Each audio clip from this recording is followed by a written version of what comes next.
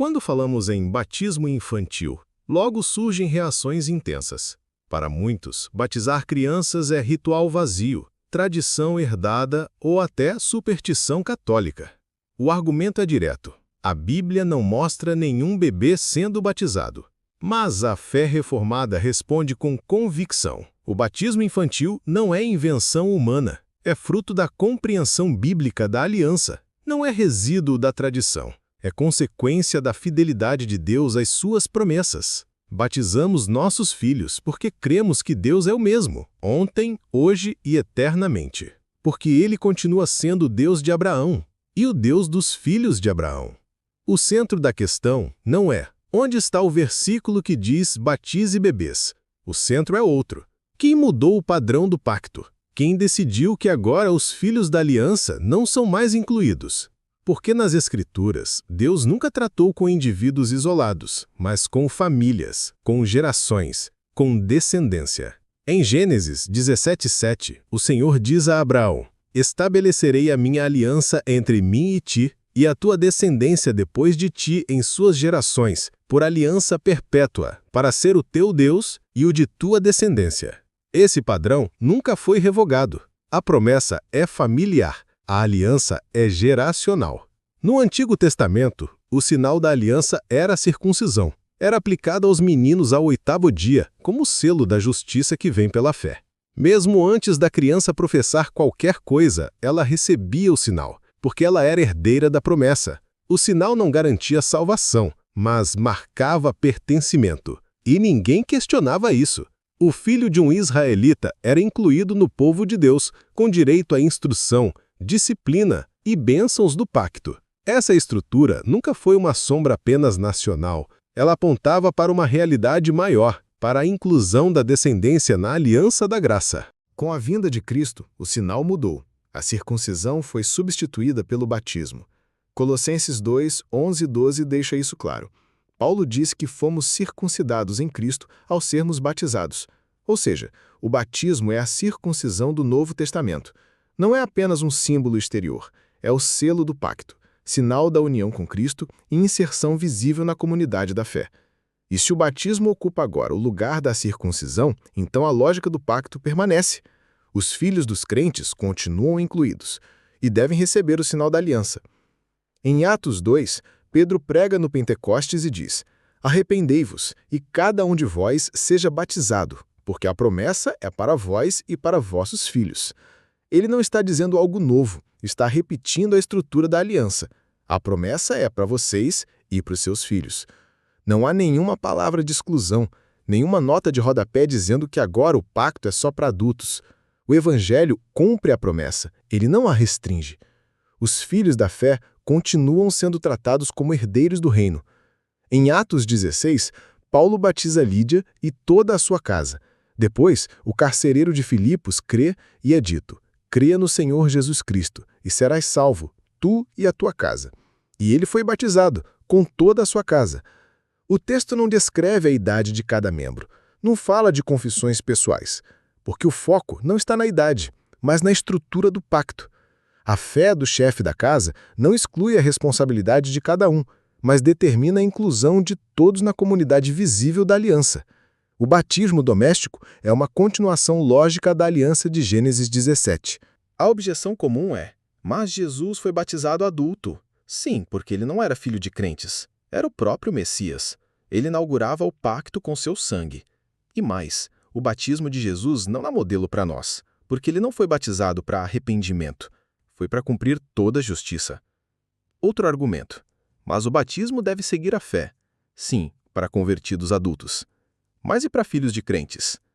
A pergunta é: eles estão dentro ou fora da aliança? Se estão dentro, recebem o sinal. Se estão fora, Deus mudou o pacto. E não há evidência disso em nenhum lugar do Novo Testamento. O batismo infantil não salva, assim como o batismo de adultos também não salva por si só. A água não regenera, o Espírito é quem regenera.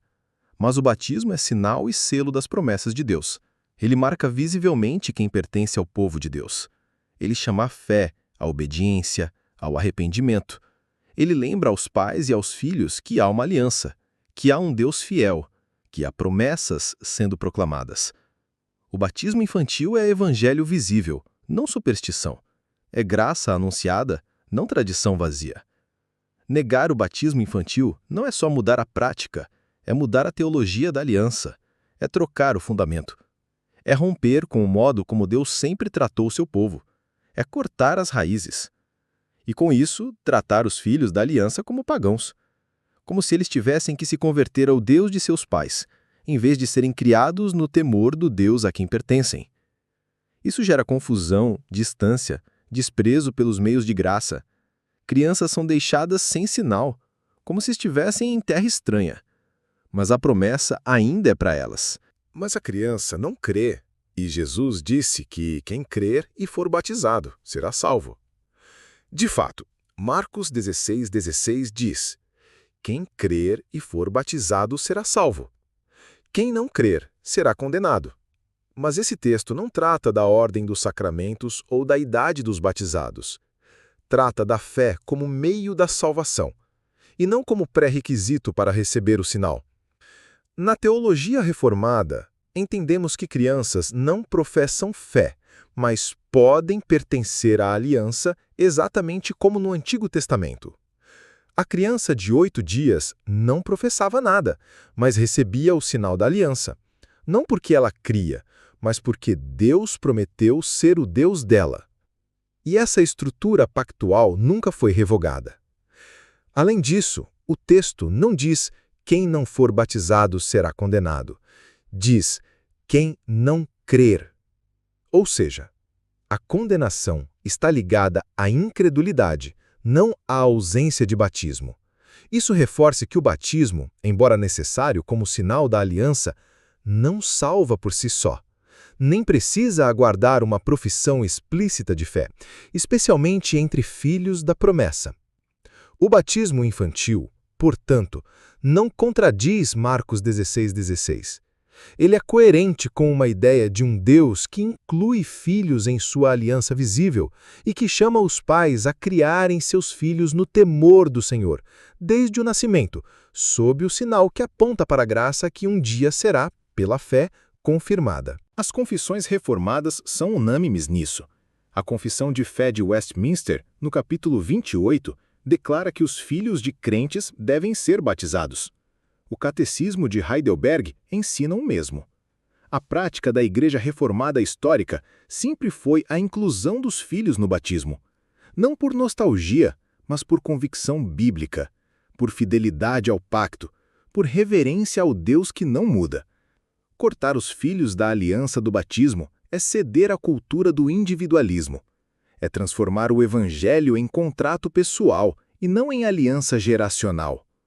É enfraquecer a Igreja, desprezar os filhos e negar ao povo de Deus o sinal visível da promessa.